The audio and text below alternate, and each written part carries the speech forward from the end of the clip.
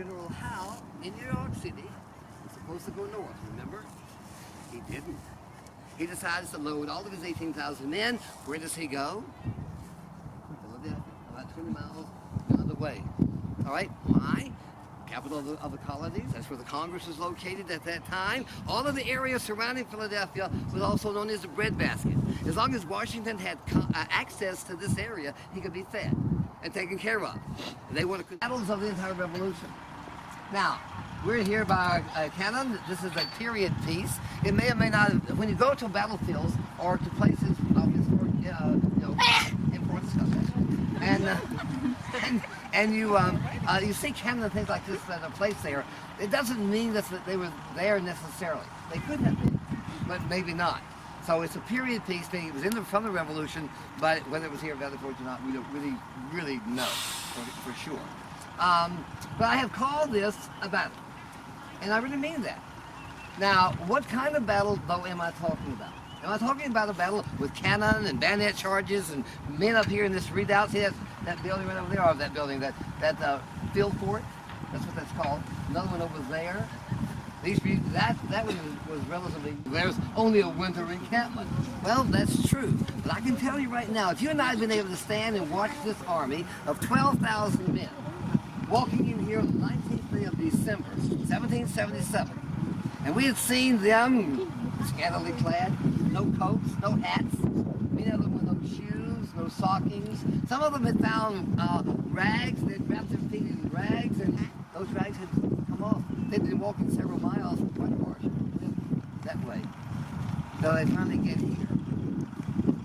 For weeks, months.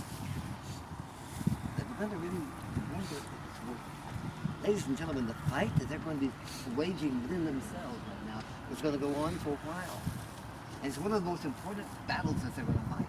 Sometimes the battle that we fight within ourselves is really the most important battle anyhow, isn't it? Ladies and gentlemen, by June of 1778, when this army marches out of here, they would have won the battle. This is the battle that they would have won. Probably. They'll go on to win the revolution. Now, I call this is obviously a winter encampment. How many winter encampments were there during the revolution? Do you have any idea? How many, from the beginning to the end, how many were there? Four? Good guess. 50. All right, that's a little long for a war. All right. There were 8, though. There were 8. 8 winter encampments from the beginning of the revolution to the end that Washington had to find a place for the army to be during the winter time.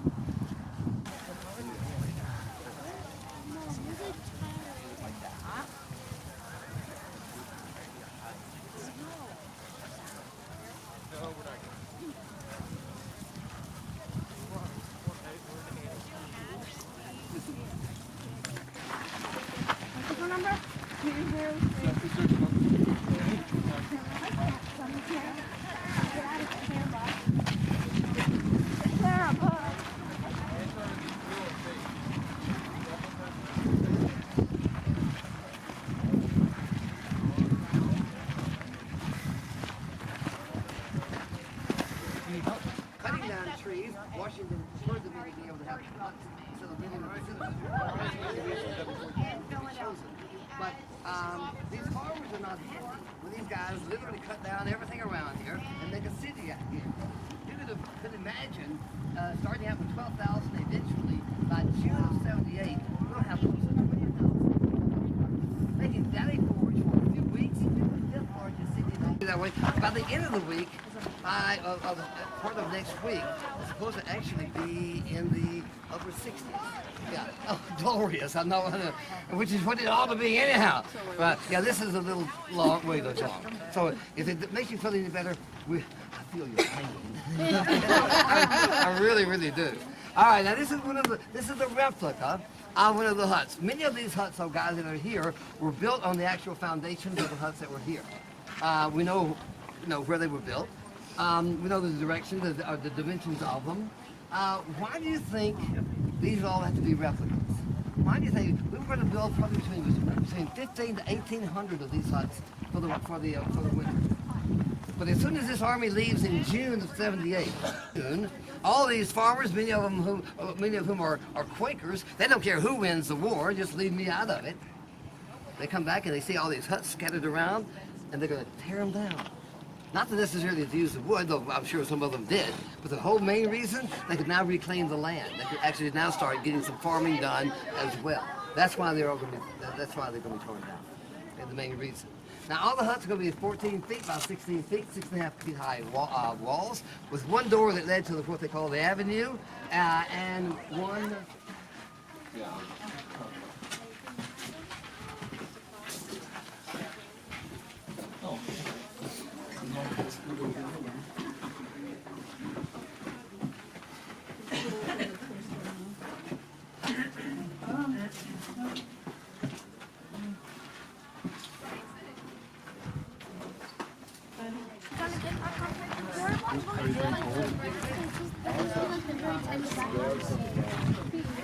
Dude, more like a one-headed Greek.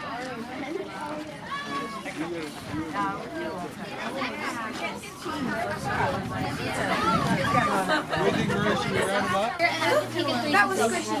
Okay.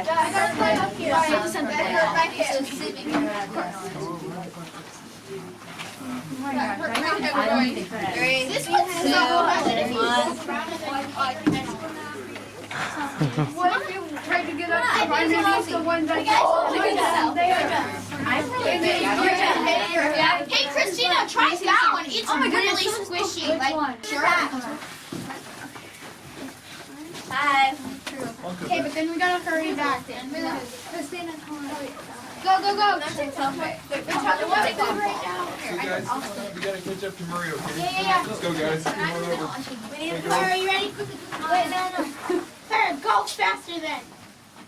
Good. okay, then we gotta go. It really wasn't that bad at all. It could have been a lot worse. There was snow, but not a lot. In fact, they had one of the biggest snowfalls in the entire early part of the winter was only about 6 inches. That happened about a week after they got here. And then that's nothing, you know, compared to what they could have had and would have in some succeeding winters. Now, they don't have a whole lot of food though when they get here. That's going to be one of the real problems, one of the big obstacles that they have to overcome. They have, when they get here in December, they have 25 barrels of flour. Now, if I were to pile, 25 barrels of flour up over there, that would look like a lot of flour. But you know how many they're going to have a day? All of these counties around Philadelphia, in Jersey, Delaware, starting here in Montgomery County, Chester County, Lancaster County, these are going to be areas where Washington will have access to farms. And a lot of the guys are going to actually volunteer to go out on the foraging details because it's a lot more exciting than staying here at the camp.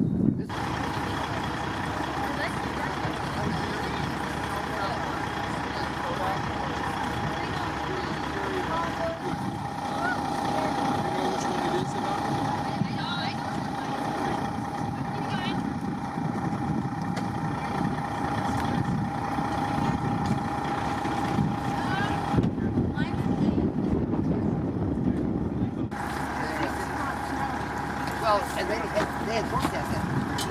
Oh yeah, oh I know. And I was thinking, oh man. Brown, maybe Battle of Hastings in 1066, but that's a different story. That's another war. But you'll see them scattered all around, and that will be, of course, the to give you the idea of how many are here, usually by brigades, and they did try to have them very organized so that you didn't have a cabin, a hut scattered out here by itself. They were all usually in brigades. Tentatively identifies a soldier who died here, only 30.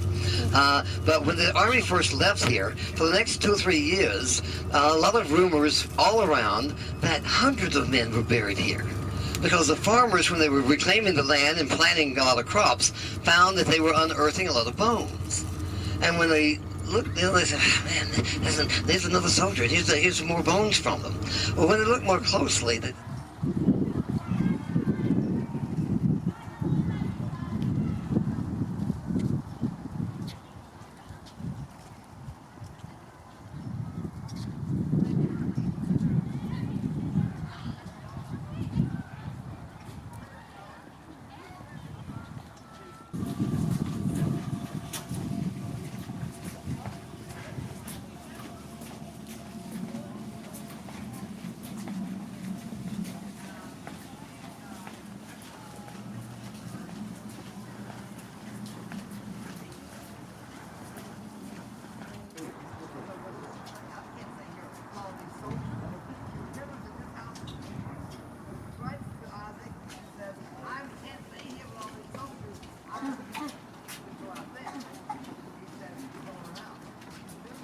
the Pentagon.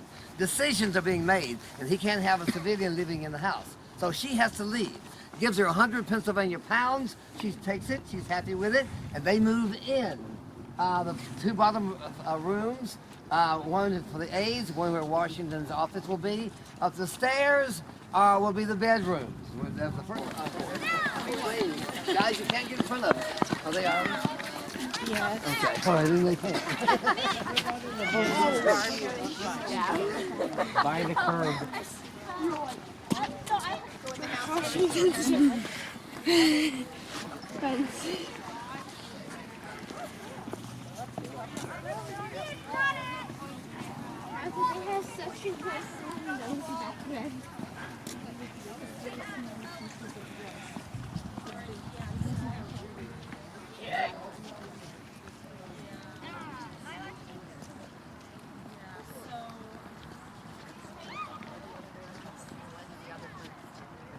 Is the sleeping quarters. So what I'm going to need you guys to do is, can you be respectful and be very courteous of the person in front and behind you, because the stairs are narrow. I don't want you guys to get hurt. Okay? So I can start with the first 20. Oh, I'm sorry. Yes, not on the stairwells, but Actually, the touch. Usually it's things, like when you go to the State House, go to the State House tomorrow, the Independence Hall. That's in the and you see where Washington sat. But nobody I'm touched going to have you guys check out the first floor. If I could have one of my teachers go up and help the kids, they're upstairs, come back that. down. I'll be over here to collect them. Excellent. I love the plan. Yeah, so if I could just have one of my teachers quickly run upstairs just to help bring the kids downstairs. So cool. Let's go.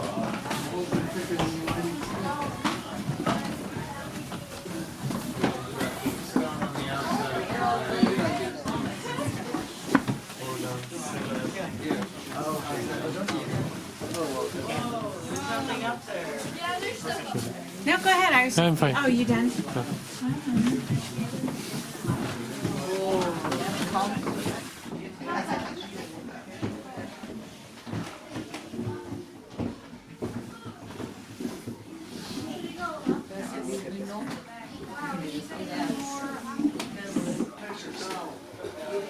Very tough. All right, I will.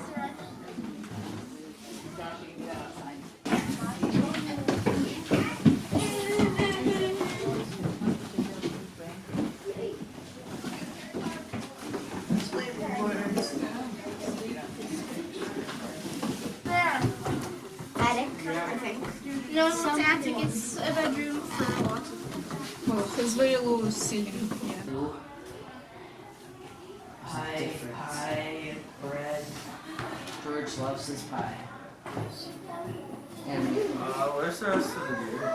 they're piece of pie. We just step over this thing and eat the pie. It's definitely not plastic.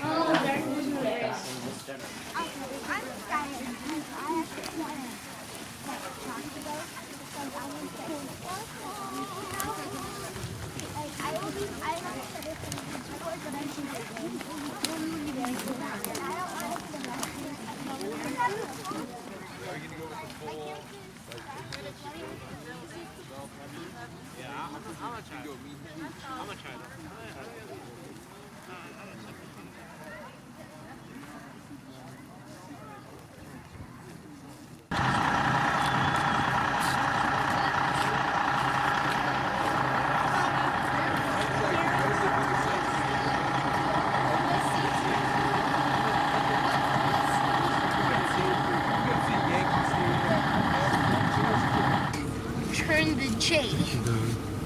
That's the secret. Papa, I like putting this thing up to the second highest one. Like this. Dishes are good. Oh, those your little ones. I love adventure.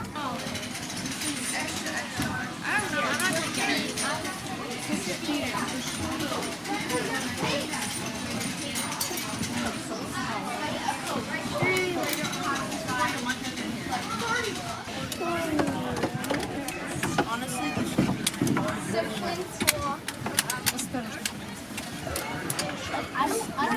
see it on the that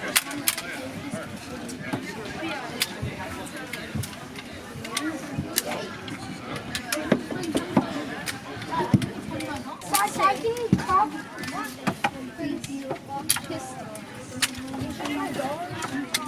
back, then you put the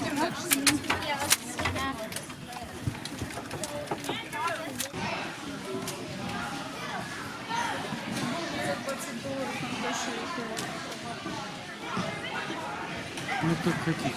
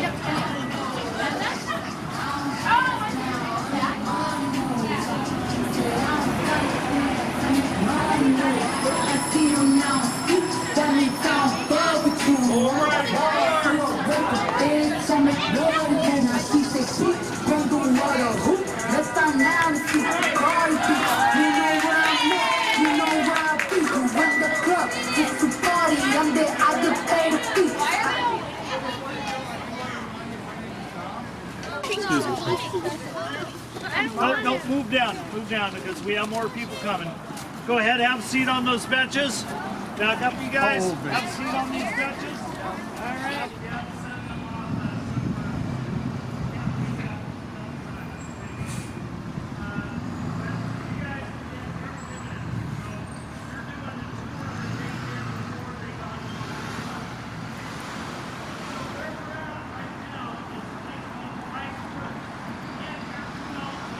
One end, and Independence Hall, which is about where we're going to walk to the equivalent of it, is about the distance that the city was wide.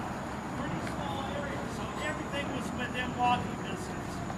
If you were someone important in Philadelphia at that time, you went to this church, Christ Church. If you had a lot of money, you bought a pew. Back then, that's what you did. Bought your own pew. George Washington had a square pew. Went here. They all went here. Okay, important place. So what we're going to do, we're not going to take a whole tour of it. That's an hour-long thing. But I do want you to go look inside. We're not going to spend time in the gift shop. You can waste a half hour in there. But in about 5 minutes, I want you to come back out. We're going to walk that direction. So I'll meet you at the end of those benches. Last time, literally, it'd be like 8 a.m. I waited that long for something. I should. Totally.